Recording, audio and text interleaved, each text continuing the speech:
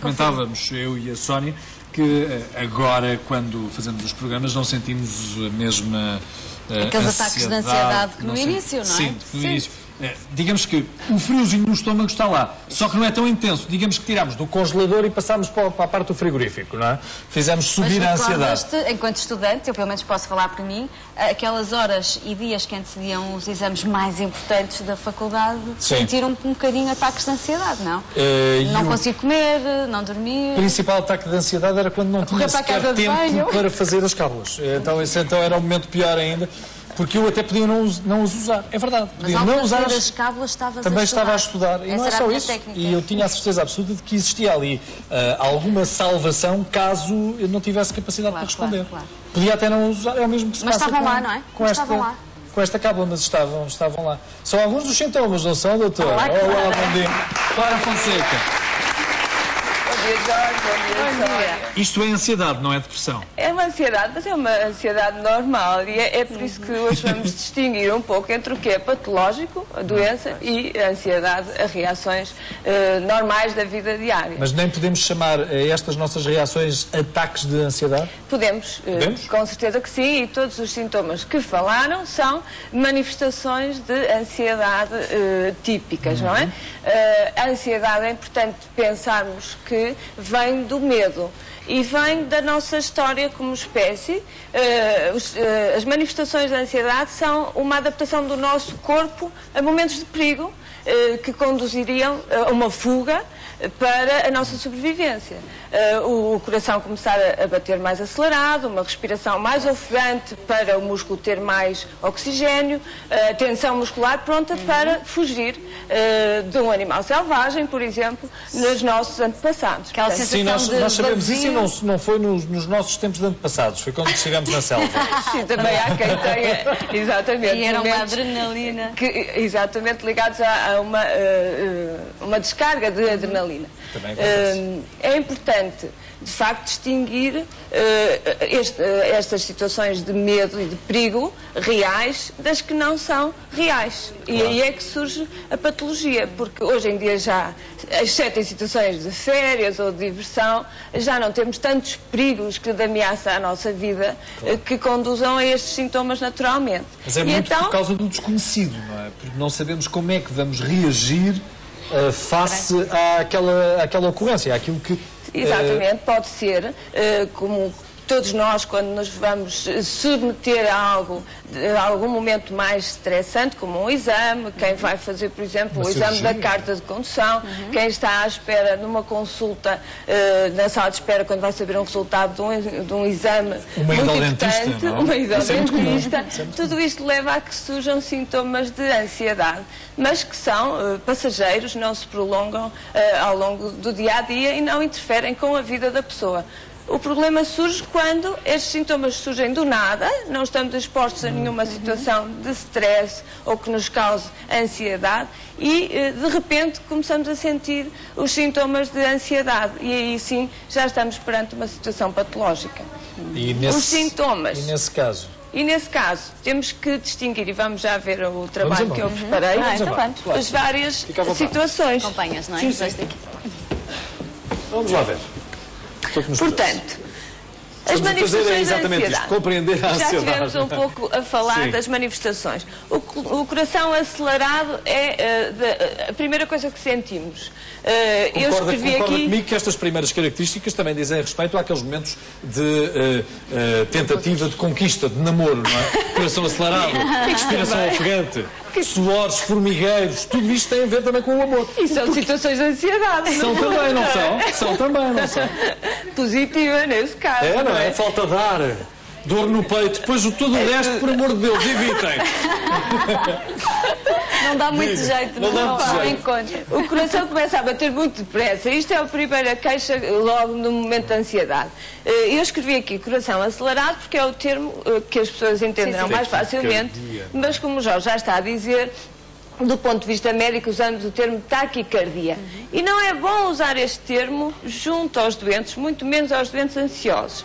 Porque quando dizemos o senhor está com taquicardia, para além dele não perceber provavelmente o que se passa, interpreta isto como um ataque cardíaco. E há esta confusão. Ficam e ainda doentes do coração. Ficam mais ansiosos neste momento. Portanto, evitamos muitas vezes usar este termo. Portanto, o coração está acelerado, a respiração começa a ser muito ofegante, há suores frios, as mãos úmidas, sensação de formigueiros nas extremidades, deixar de sentir as mãos e os pés, um trêmulo que começa a ser intenso, há quem tenha mesmo um espasmo grande do esófago e dos músculos do peito, que conduz a uma dor no peito, a sensação de falta de ar, que não é falta de ar real, é uma sensação de falta de ar, e depois há quem tenha também vômitos, diarreias, uma vontade de ir urinar várias vezes. São momentos de ansiedade aguda que se manifestam desta forma. Eu gostava de seguir com um esquema das perturbações de ansiedade que conhecemos e que são as doenças típicas da ansiedade. Portanto, para além daquelas manifestações, os médicos observam os doentes e podem classificá-los nestes tipos de perturbações de ansiedade.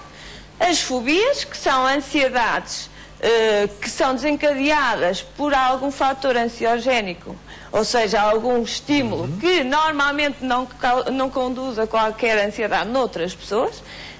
Como exemplo, se começasse agora aqui um terremoto, todos nós teríamos naturalmente ansiedade e desencadearíamos toda a cascata de sintomas que falei, mas se entrasse um palhaço com balões, seria muito estranho, mas podia acontecer que uma pessoa do público desencadeasse uma reação de ansiedade por ter fobia a balões, que há quem tenha, ou por ter fobia a palhaços, que também há muitas pessoas que têm.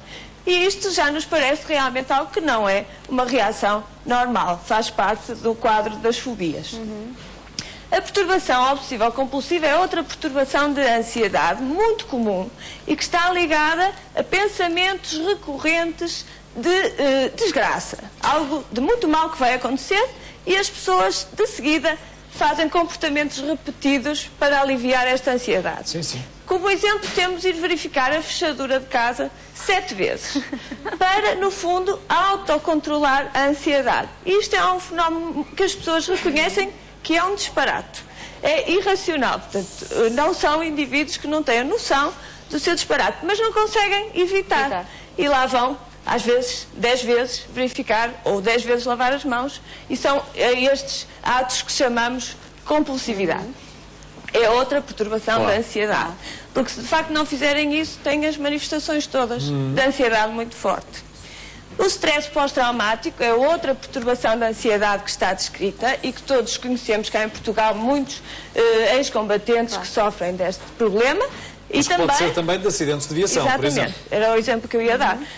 Um acidente grave e que no futuro as pessoas revivem aqueles momentos que foram um stress agudo e vão desenvolver crises de ansiedade. O mais frequente e o mais comum, e talvez que as pessoas conheçam mais, é a ansiedade generalizada, que são as crises de ansiedade ao longo da vida. Mais de 6 meses as pessoas vivem diariamente com ansiedade, sem estímulos, sem balões, sem perturbação compulsiva, vivem sempre num nervosismo e numa antecipação de catástrofes, numa ansiedade diariamente, que lhes causa grande sofrimento e muitas vezes as impede de levar uma vida normal. São pessoas que às vezes deixam de sair de casa, deixam de conviver, começam a ter medo de todos os momentos da sua vida. E por fim o pânico, deixei para o último, porque o pânico é a ansiedade levada ao extremo. E quem já sofreu uma crise de pânico reconhece que é um momento de grande angústia, uma sensação de morte iminente. As pessoas começam... Mas que também pode estar muito ligada às fobias, não é? Sim, uma fobia pode desencadear uma ansiedade tão alto, portanto é um pico extremo de ansiedade a que chamamos uma reação de pânico. Lembrar, por exemplo, das fobias a multidões, que levam a que as pessoas, assim que veem uma multidão, corram exatamente no sentido contrário. Há muitos exemplos de fobia. A mais conhecida talvez seja a claustrofobia, que é o medo dos espaços fechados. Mas há uma lista enorme de realmente coisas, de fobias que são características dos doentes com essa patologia. Eu obriguei o meu pai, pode sentar-se, eu obriguei o meu pai a fugir de uma prova de ciclismo. Era miúdo, tinha 3, 4 anos, e o meu pai levou-me a ver o Joaquim Agostinho, em Lisboa.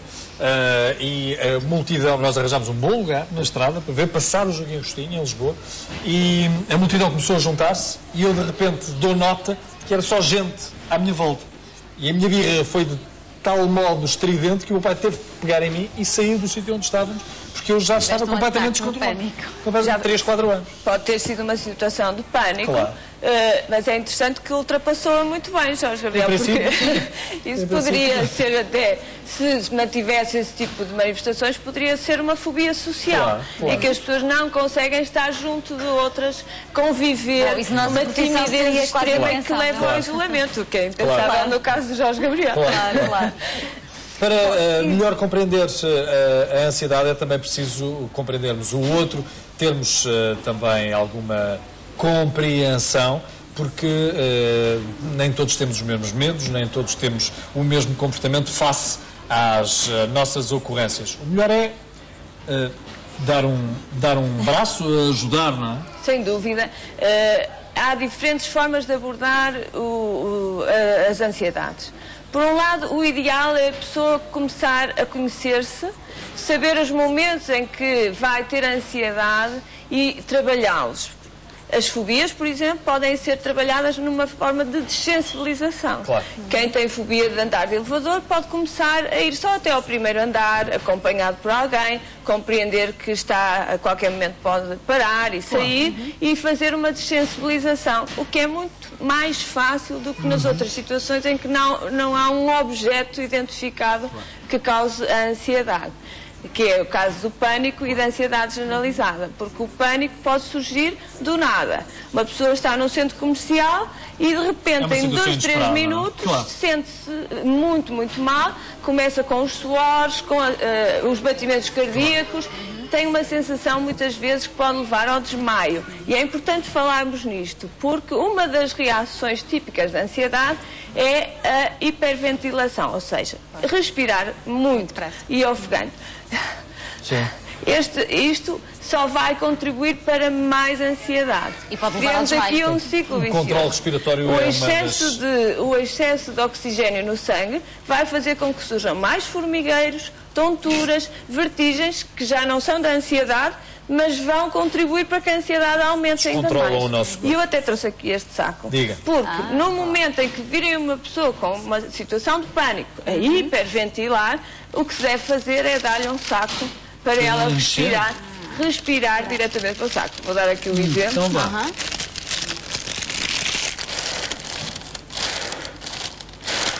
A pessoa deve respirar para dentro do saco. Pode ser um saco de papel ou um saco de plástico, mas isto vai contribuir para que os níveis de oxigênio no sangue não baixem, portanto não subam, e que não surjam os outros sintomas da ansiedade e que podem às vezes levar mesmo à perda de consciência. Chegou a sua vez, doutora Clara, de ter alguma compreensão e tolerância para connosco, porque nós já temos o nosso tempo completamente ultrapassado e temos mais uma senhora à espera. Obrigada. Muito obrigado.